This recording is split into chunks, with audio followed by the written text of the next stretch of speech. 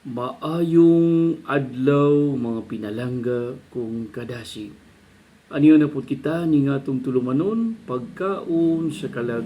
Di ng kasulatan nagingon sa Mateo Kapitulo 4, versikulo 4. Si Jesus mitubag ang tao dili mabuhi sa pan lamang, kundili sa matagpulong nga isulti sa Dios.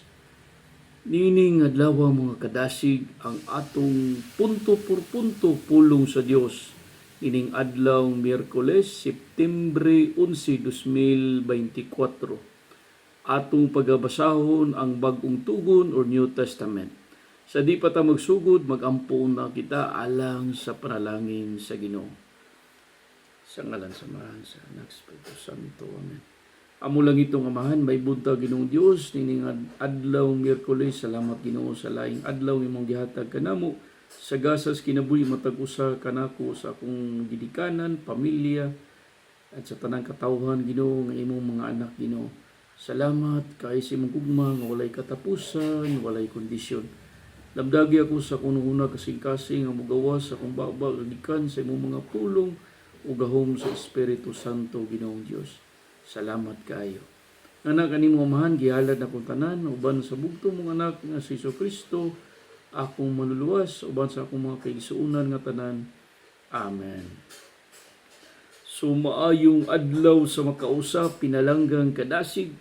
Ang atong punto por punto pulong sa Dios kagahapon gibasa na to ang panultihon or Proverbs Kapitulo 3 versikulo 5 nga mao ti giskutan nato kagahapon. Karon basahon nato ang New Testament o bagong tugon diin kagahapon ang Old Testament man atong gibasa. Sa atong punto por punto pulong sa Dios nining adlaw Miyerkules. So subo pa malundungon mga kadasig ang atong account sa Facebook sa hashtag pagkaon sa kalag. Medyo na diferensya kay kung mo-login ka, mo automatic mag-log out. So, I don't know unsang technical problem nga nahitabo. So, maski ako siyang i-verify through my Gmail account, i-change password, but still, so, ambot kay ang sa akong partner, gihimo na ako, wala man gid siya na ingana iyang account.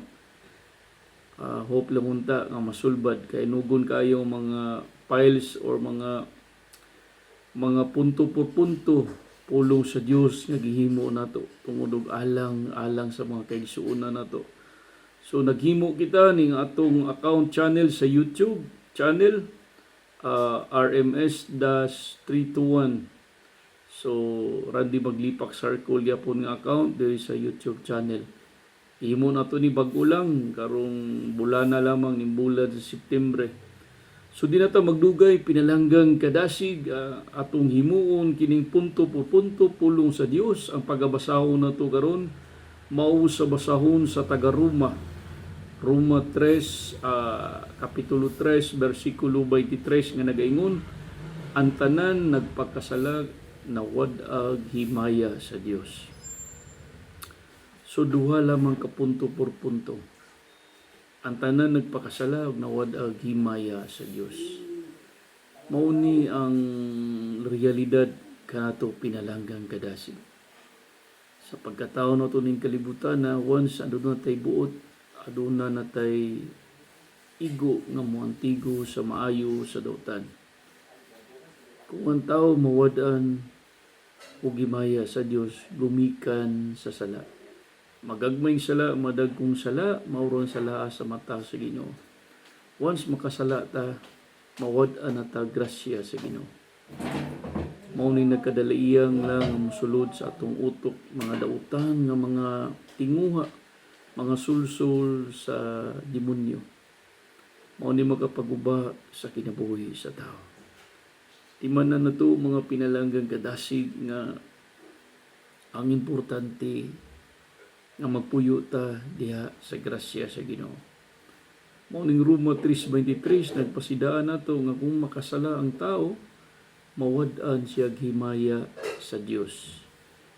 Himaya pinaagi sa kaalam nga gihatag sa Espiritu Santo. Mao ni mugiya nato sa ngayan natong pagabuhaton. sa pakikumbati nato dinhi sa kalibutan. Sumo mo pinalanggang kadasig. So pamalandungan nato ang matag karon og unya sa kinabuhi nato. Kining New Testament sa taga-Roma nagpasidaan nga wala tay igong kusog ug mawad-an tag himaya sa grasya sa Ginoo. Walay direksyon ang atong kinabuhi, ang mga desisyon puro palpak tungod kay nawad-an tag himaya sa grasya sa Ginoo. Manong hinaot paunta mga kadasig sa pagpadayon nato ining pagkaon sa kalag matag pulong punto por punto sa Dios. Ato kining tagaan og dakong pagtagad. Tagaan nato og dakong importansya. Balikon ko sige nga ang kinabuhi nato mubo lang kaayo ni sa kalibutan. Ang 1,000 ka tuig sa Ginoong Dios usa lamang kaadlaw alang ganiya. Ang 1,000 natong pagpuyo ning kalibutan usa lamang kaadlaw sa Ginoo. Mo ginitiman-an nato i-compute nato na kung saan nga year karon 2024 nabutang lang gyud ta og 2 ka adlaw og pila ka point something or segundo sa mata sa Ginoo. Moning ayaw kawili sa mga butang nga kalibutanon mga pinalanggang kadasig. Palambua ang butang nga dili makita pinaagi sa pagtuo. Mao kada ang kaalam na naa kanatong tanan. Inaw punta pinalanggang kadasig. Ug atong balikon ang atong punto por punto pulong sa Dios, Roma 3:23, ang tanang tao nagpakasala na wad-ag himaya sa Dios. Atong pagkatapuson kini pinaagi sa pagampo o langit ng Amahan, salamat Ginoo sa kanunay grasya ug panalangin. Ikaw pa ang mga kasing-kasing ni mga kadasig Ginoo nga malamdagan sila unsay importansya dinhi sa kalibutan. Kining basahon sa Roma 3:23 naghatag og painumdom Ginoo na kung makasala kami mawad-an kami himaya nga na kanimo. Ikaw pa ang makasing-kasing Ginoo sa pagbalik nga na kanimo pinaagi sa pagkat-on sa pulong Ginoo alang kanimo nga nama. Gihalad na kuning tanan sa kung tanang mga kadasig pagabantay sila kanunay sa ilang kinabuhi, mga desisyon sa kinabuhi Ginoo alang kanamong tanan. Sa ngalan ni Jesucristo yung bugtong anak, ang mululuwas, suban kanimo Amahan. Gihalad na ko ang tanan. Amen. Glory be to the Father, to the Son, and to the Holy Spirit. And it was in the beginning, is now, and ever shall be, world without end. Amen. Father, the Son, the Holy Spirit. Amen. O kita mo ingon, pagadaygon na to ang Ginoo hangtod sa kahangturan.